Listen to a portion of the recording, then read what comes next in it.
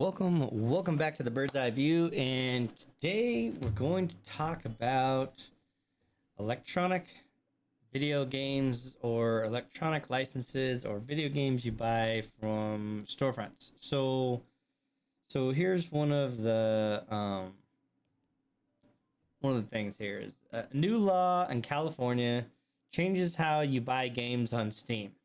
That's not actually true. That's a misleading headline. It doesn't change how you buy games. Basically, the new law says that digital storefronts are not allowed to use words like buy and purchase on digital storefronts if it's a game that requires a online connection to play.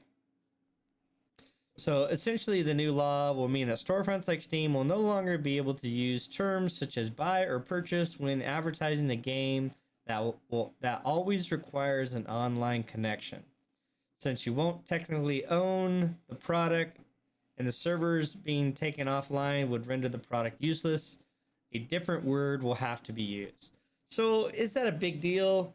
No, not really. It does, like, I guess if you're viewing that listing, it may at least make you acknowledge the fact that, like, let's just take Helldivers 2 as an example, right? One of the more popular online service games. Basically, when you purchase that game at $30, $40, whatever it is, it will now have to say that you are agreeing to a licensing thing or something that isn't forever or something like that. I don't know how they're gonna word it, but that's basically it says. The official phrasing in the bill summary reads: it will prohibit a seller of a digital good from advertising or offering a digital good as defined the purchaser with terms to buy or purchase. It'll be like you're leasing a game or something to that effect, because like Crew 2, they just canceled all the servers and then they took it off all the storefronts, and you were no longer able to use that game any longer. There was no way to even re-download it. So it's just something that it's not misleading, right? Because there's lots of games that you have on Steam. As long as you have Steam's ability to download it, you should be able to play it. However, at some point, like Helldivers 2, if they take all the servers offline, even if you downloaded and installed that game, there's no offline mode. You actually couldn't play it, right? There's no service. You couldn't even play solo or anything else. So kind of interesting. And then, so we have this other one: as California forces store to admit you don't own digital games, GOG reminds PC gamers that you can keep DRM-free games. Your game's legacy is always in your hands. So again, this is a slightly misleading because they are really kind of the same thing, right? Pretty much every digital storefront says you're purchasing your games. The nasty little secret is you're only ever buying a license to access any given title. Most stores reserve the right to revoke that license if they so choose. And a new California law forced the store to actually admit that fact. DRM-free outlets, GOG, is reminding PC gamers that you can live in a world where digital games are yours to keep. Except for that's not completely true. It says, if only there... So this is GOG, they said. If only there was a storefront that actually lets you own your games, GOG joked on a Twitter. In wake of the news, the storefront, which is owned by the people that built Witcher and Cyberpunk, the parent company CD Projekt Red, made its name by selling DRM-free versions of digital games, in contrast to the bigger digital PC stores like Steam. So, so people started to point out that hey, GOG, your using agreement makes it clear that games you buy are merely licenses there too. When we said we let you own your game, the store said in a follow-up tweet, we meant no matter what happens, whether it's licensing issues, storefronts shut down, or even a zombie apocalypse cutting off your internet, you're still able to play them, thanks to our offline installers. So we want to ensure your gaming legacy is always in your hands, not ours. So the point here is whether you own the game or not, or lease it. At least on GOG, what they're saying is as long as you have the offline installer, you can install that game and play that game. But at the same time, if it's a server based game, you still wouldn't be able to play it because there's no server to play.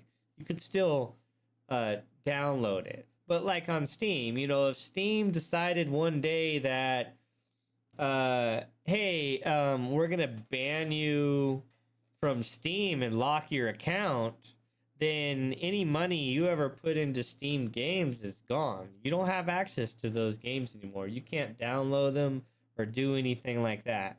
But at least with GOG, if you have the installer, the offline installer on your computer, then you would still be able to install that game and play that game as long as it's not server based.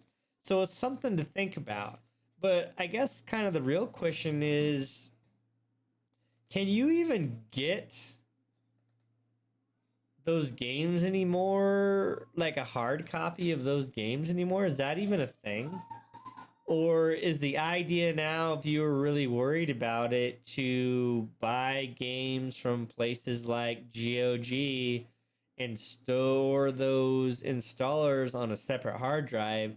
Doesn't mean you have to have the game all installed, but you do have to have their special installers and stuff.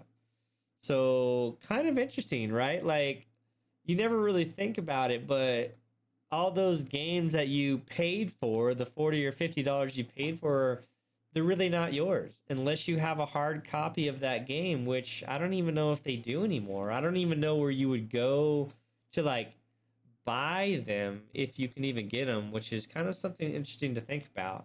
Can you get a hard copy of the games anymore, or is there a way to store uninstalled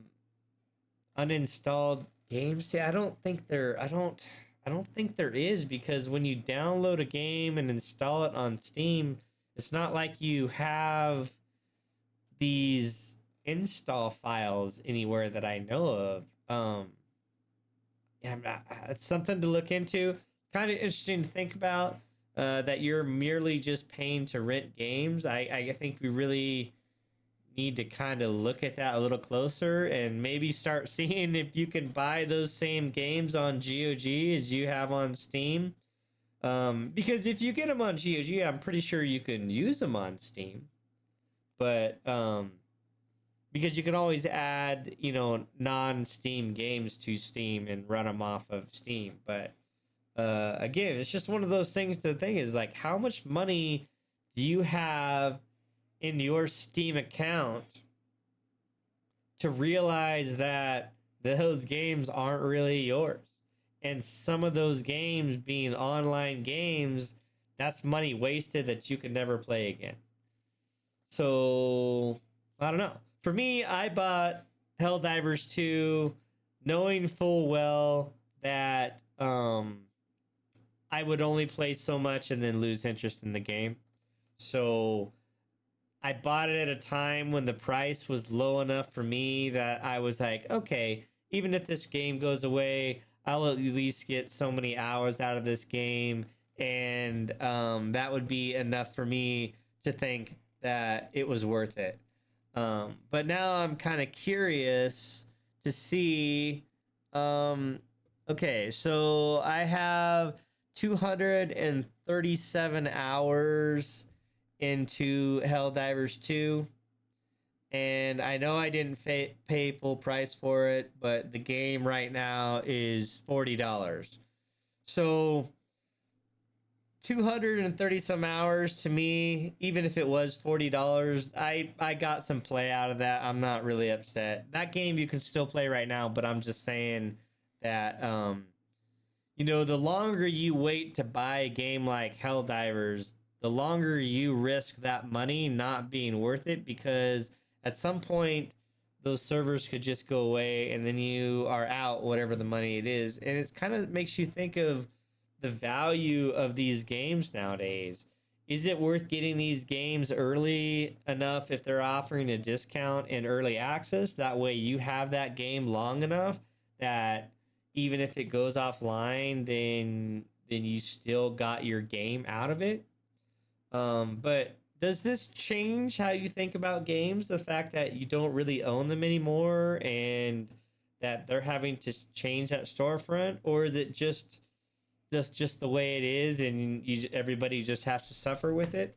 I don't know. Let me know what you think. All right, much love all.